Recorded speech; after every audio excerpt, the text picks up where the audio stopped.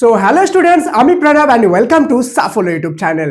Students, তোমরা যারা যারা নতুন ক্লাস 11-এ উঠলে, ক্লাস 11-এর ফার্স্ট সেমিস্টারে তোমরা ফিলোসফি বা দর্শন বিষয়টি নিজের সাবজেক্ট হিসেবে চুজ করেছো, তাদেরকে একটা কথা আমি সবার প্রথমেই বলেছি যে দর্শন বা ফিলোসফি এমন একটা সাবজেক্ট যেটা টোটালি বেস্ড করে অনেক কিছু ফ্যাক্টরের উপর। সেই সাবজেক্টটার উপর তোমার কি ধারণা তৈরি হয়েছে সেটার উপর ডিপেন্ড করে যে এই সাবজেক্টটা তোমার জন্য কঠিন হবে না সহজ হবে। প্রথমে যদি এই সাবজেক্টের ধারণাটা তোমার মাইন্ডে একদম ক্লিয়ার হয়ে যায়, একটা সারফেস লেভেলের ধারণা তোমার একদম ক্লিন অ্যান্ড ক্লিয়ার থাকে মাইন্ডে, তাহলে কিন্তু এই সাবজেক্টটা তোমার জন্য জলের মতো সহজ হয়ে যাবে। আর প্রথমেই যদি তোমার এই সাবজেক্টটার প্রতি ধারণা একটা খারাপ হয়ে যায়, বা তুমি পড়তে গিয়ে দেখলে যে বুঝতে পারছো না, বা অ্যাকচুয়ালি কি সাবজেক্টটা সেটাই জানো না, ঠিক আছে, সেই ক্ষেত্রে কিন্তু তোমার জন্য এটা কঠিন সাবজেক্টে পরিণত হবে, ইভেন মোর দ্যান সায়েন্স। ওকে, সায়েন্সের থেকেও কঠিন সাবজেক্টে পরিণত হবে। কেন জানো? তার কারণ হলো এখানে বিভিন্ন রকম লজিক রয়েছে যেগুলো তোমার মাথার উপর দিয়ে চলে যাবে তুমি যদি প্রথমে বুঝতে না পারো। আর সেই সমস্যাটা সমাধানের জন্য তোমরা যারা ক্লাস 11-এ ফিলোসফি নিয়েছো, আমি তোমাদের জন্য এই ভিডিওটা এনেছি। আই প্রমিস ইউ, তোমরা যারা যারা এই ভিডিওটা শেষ পর্যন্ত দেখবে তাদের ফিলোসফি নিয়ে একদম ক্লিন অ্যান্ড ক্লিয়ার ধারণা মাইন্ডের মধ্যে হয়ে যাবে, এবং ফিলোসফিতে কি রয়েছে না রয়েছে ফার্স্ট সেমিস্টারের সবগুলো চ্যাপ্টারও আমি তোমাদেরকে সহজে কয়েক সেকেন্ডের মধ্যে, কয়েক মিনিটের মধ্যে আমি তোমাদেরকে বুঝিয়ে দিব, যার ফলে তোমাদের ফিলোসফিটা সহজ তো হবে এবং সিলেবাসটাও পড়া তোমার জন্য অনেক ইজি হয়ে যাবে এবং নাম্বার তোলাও অনেক ইজি হয়ে যাবে। ঠিক আছে, তার জন্য ভিডিওটি 1 মিনিট 1 সেকেন্ডও স্কিপ করবে না, শেষ পর্যন্ত ভিডিওটি দেখবে, কারণ কি এটা স্পেশালি তোমার জন্য বানানো হয়েছে। প্রথমে শুধু একটা জিনিস রিকোয়েস্ট করবো, চ্যানেলে যদি প্রথমবার এসে থাকো তো সাবস্ক্রাইব করে বেল আইকনটা তো প্রেস করবে, সাথে একটা লাইক করে হাইপ বাটনটাও একটু ক্লিক করে দিও। ঠিক আছে, চলো বেশি দেরি না করে আজকের এই মোস্ট ইম্পর্টেন্ট ভিডিওটি শুরু করা যাক। Let's get started.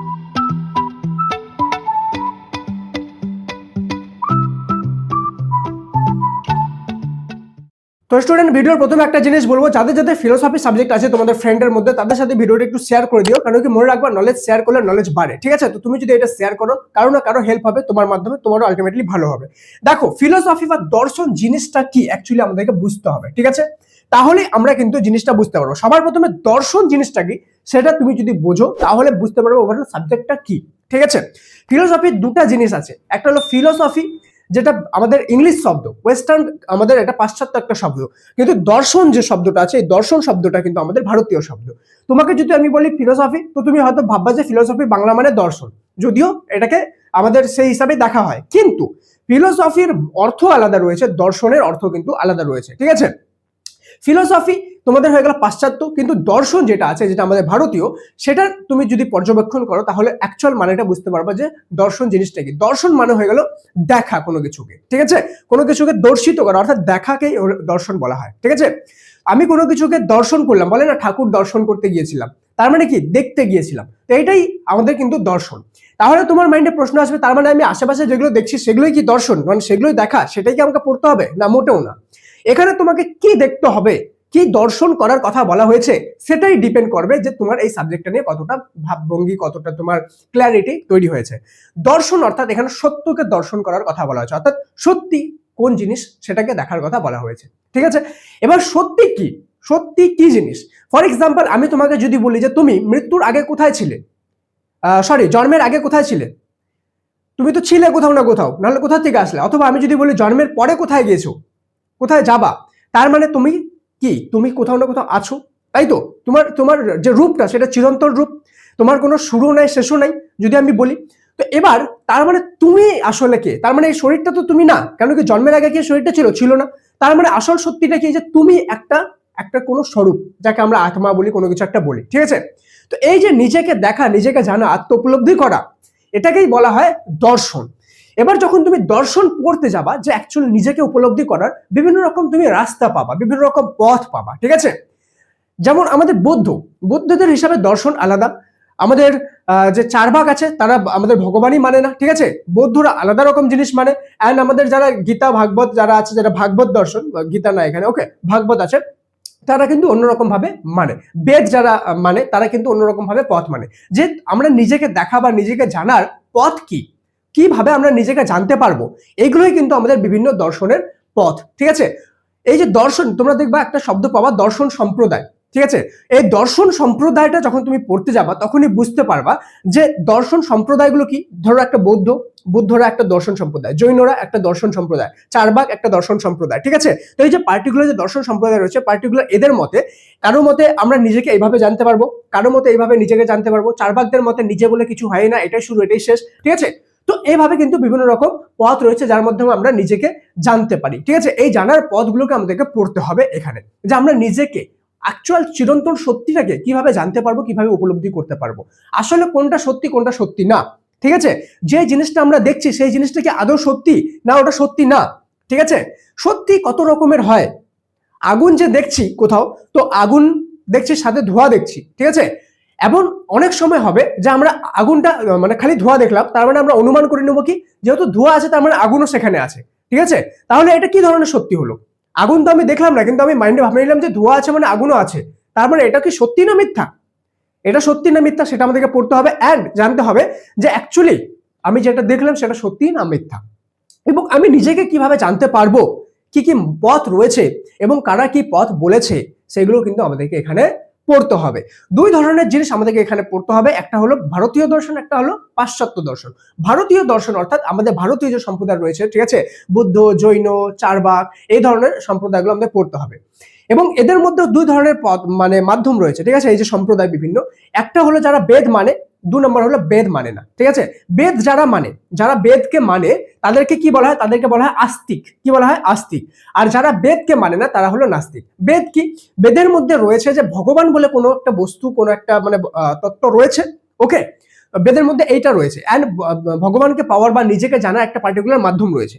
তো যারা যারা এই বেদের মাধ্যমটাকে মানে বা বেদকে মানে তারাই কিন্তু আমাদের আস্তিক। আর যারা বেদকে মানবে না, বেদের পথটাকে মানবে না, তারা কিন্তু নাস্তিক।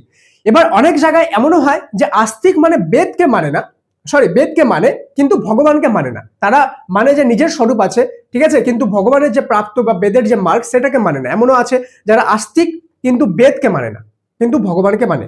আবার এমন আছে নাস্তিক, ঠিক আছে, যারা ভগবানকে মানে না, কিন্তু বেদকে মানে না কিন্তু ভগবানকে মানে, ঠিক আছে। তো এমনও রয়েছে। তো আস্তিক আর নাস্তিক জিনিসটা আমরা ইন ডিটেল পড়তে হবে এখানে।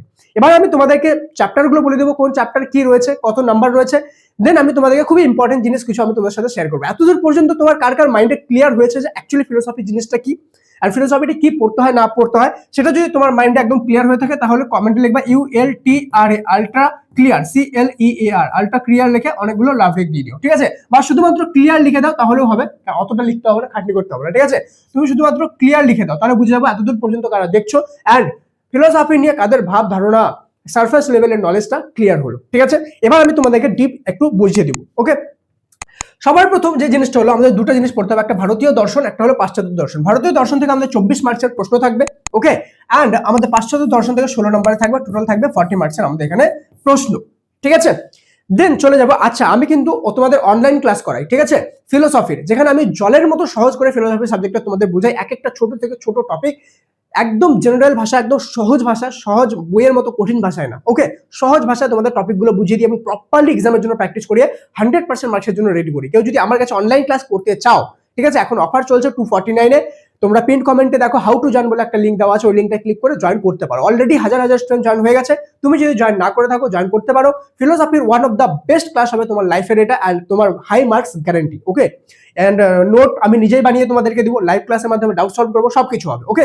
জয়েন করতে পারো, তোমার ইচ্ছা। যদি তোমার মনে হয় যে ইয়েস স্যার ভালো বোঝায় তাহলে অবশ্যই জয়েন করে নিও, ঠিক আছে।